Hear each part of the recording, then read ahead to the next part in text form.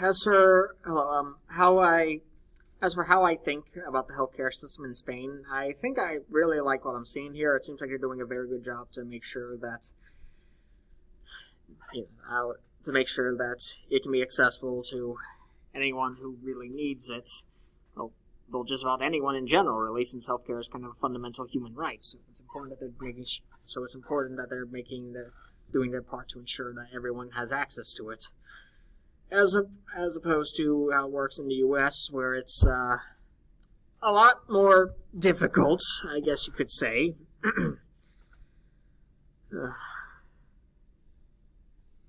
Now, as for whether or not I'd go from... in particular, there's just the actual cost and how, in Spain it's free to anyone who meets these following conditions, whereas in the U.S.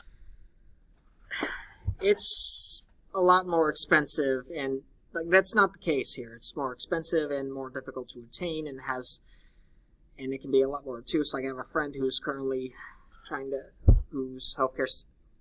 healthcare is just acting really poorly. I guess I don't know how to describe it. It's just it has a lot of caveats. Basically, there's a lot less caveats in Spain as opposed to the U.S. is what I'm trying to say. Now, as for whether or not I would do the medical tourism to Spain, I'm not sure if I can really, because I have to do all the traveling, and I'm not sure if I can afford that. So I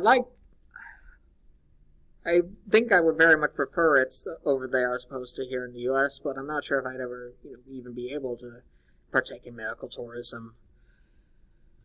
I don't really have any plans at the moment to go to Spain, but it's... Now, as for the answers of the questions, visita la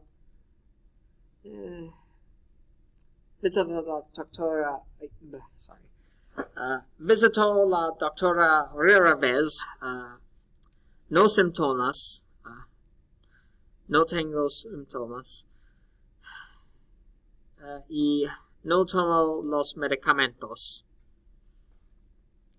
Anyways, thank you and have a nice day.